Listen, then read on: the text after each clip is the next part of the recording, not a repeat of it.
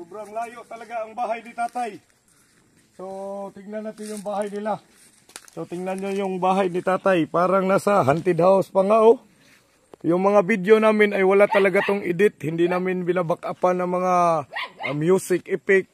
No, tingnan nyo yung bahay ni tatay, oh. May mga nakatira pang gagamba. Malalaki no gagamba. Ayan, oh.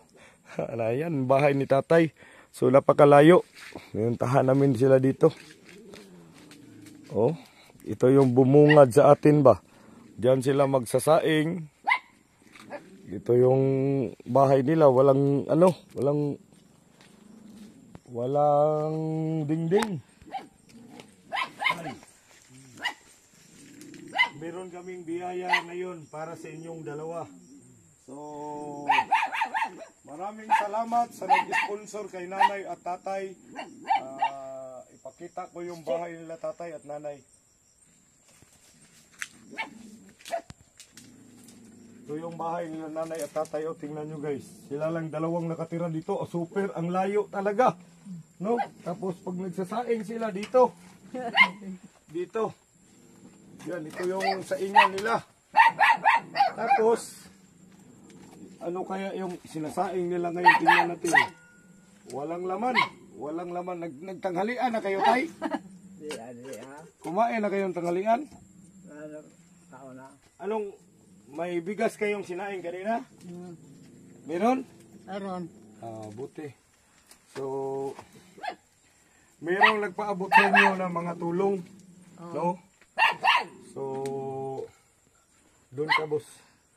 Doon ka sa kabila. No? Yung video namin guys ay hindi namin ini-edit, no? Hindi namin binabackupan ng music.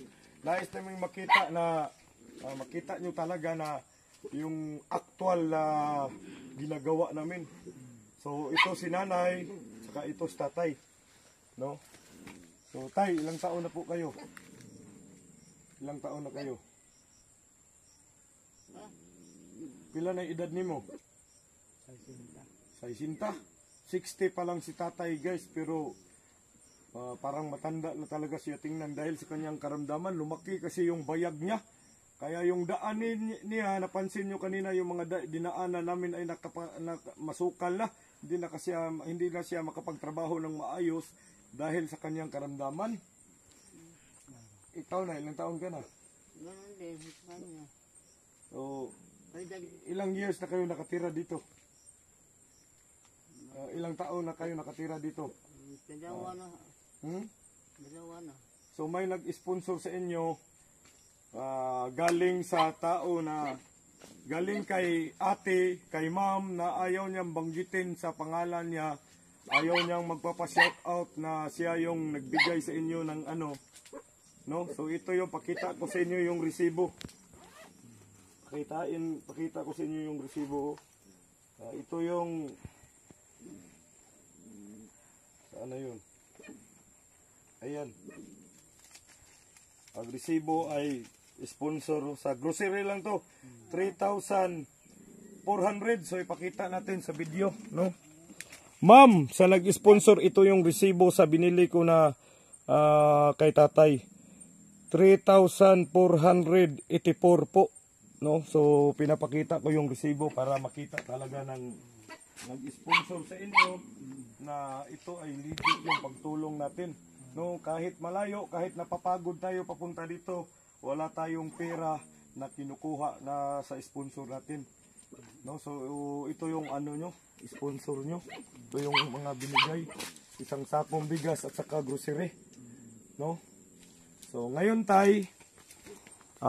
magpasalamat po tayo sa sponsor natin. No, mag-thank you tayo, magpasalamat tayo sa sponsor.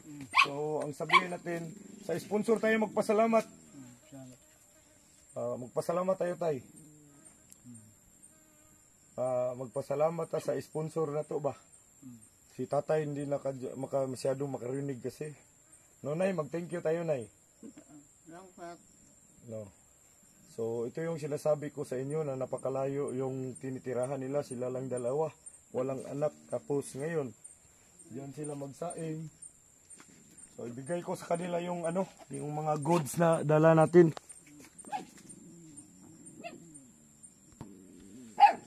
Ma'am, maraming salamat, ma'am. So ito na yung nabili natin para kay tatay at nanay. Meron tayong bigas. Tapos groceries, no? So tay, bahagi ko sa inyo tay. Ito talaga para sa inyo to tay. So medyo matagal-tagal kayong mag-ano sa biyaya. Dapat magpasalamat talaga tayo sa Panginoon. Magpasalamat tayo sa Panginoon kasi meron mga taong magandang kalooban, gininto ang puso na nagbibigay sa atin ito. Ito, mga sabon lahat to ha. May sabon panligo, sabon panlaba. Yan.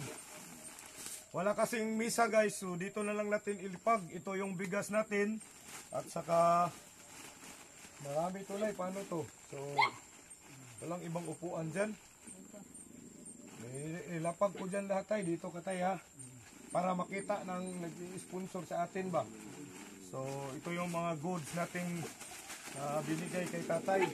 No?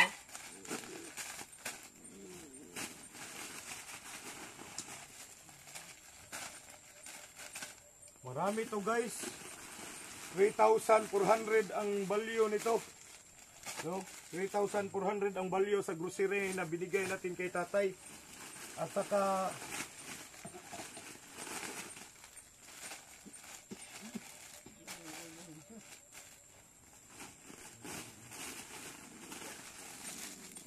may biscuit tayo tay. Marami dyan tayo. Oh.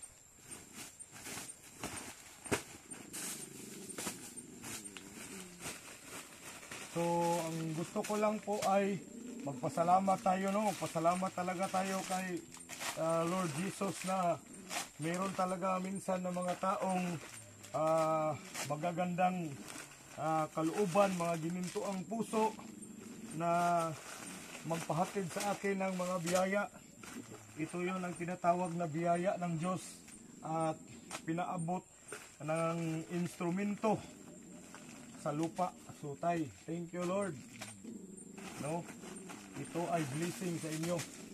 No? So siguro dito ay medyo matagal-tagal pa po kayong hindi na magkasya. Dito na lang yung iba.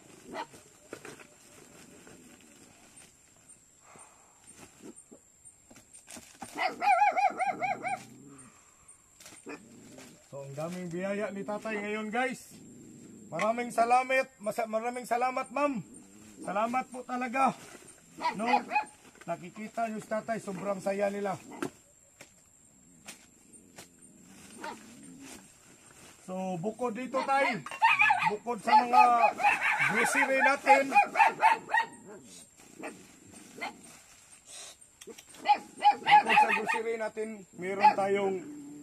meron tayong natira sa pirang grocery natin, ibigay din natin kay tatay. So tay, so meron tayong sa nag-sponsor po sa atin, mayroong natirang 600 sa budget nila tatay at nanay. So ibibigay ko sa kanila. So nabili natin worth 300 at 3,400 at saka may natira na 600, ibigay ko kay tatay. Tay, para sa iyo. So mag-thank you tayo kay Jesus ha. Dahil minsan sa buhay natin kahit mahirap tayo, may mga tao talaga na ginintuan ng puso na gusto magpaabot ng mga blessing nila. So, thank you Nay. Uwi na kami ha. Salamat. Thank you ha. Maraming salamat. Oh. Thank you ma'am. So, nahatid ko na yung blessing na pinaabot mo kay nanay at tatay. So bukas, doon na naman tayo sa magpamilya, no? Yun na namang puntahan natin, ma'am. So dalawa kasing pamilya ang inisponsor ni ma'am. So ma'am, wag po kayong mag-alala, lahat na pinaabot mo sa gusto mong ipaabot ay makakarating po talaga. Maraming salamat. 229k followers. Thank you. Thank you so much ma'am, na kahit ayaw mong pangalanan kita, maraming salamat. Ang Diyos na talaga po ang gaganti sa lahat ng kabutihan mo. So nandito na ako sa bahay nila tatay, na iabot ko na yung gusto mong iparating sa kanila. Maraming salamat and God bless po. At saka God bless din sa atin lahat. Thank you, Lord. Okay. Muari na ko, tay. Parin ako. Ang ato ani nga magpasalamat jud ta sa Ginoo kay naa joy mga tao nga malumo ang kasing-kasing nga andam mo paambit sa grasya sa isig katawo. So, ma'am, bisag wa ka nagpaila sa imungan, daghang kayong salamat. So, tanawan ninyo. Guys, tanawan ninyo yung bahay ni tatay o dali. Gilawa-lawaan o. Gilalawaan na gud. Tungod si tatay gud, di na sila ka asikasog duro kay hindako lagi iyang kuan, ini iyang itlog ba. Na siya buto ba mo nang siya trabahong klaro na gilawa-lawaan na sila. So, tay, mag-amping mo diri ah. Didto ra ba hapit mi kuan ihas, na ihas jud. Na, di ba no? Na ihas no? Sa tumo ta kuan. So, naalagi diha sa ubos. Banakon gikusmihan dito pero tungod kay na may Ginoo di sip tayo. Okay, bye-bye nay. Bye.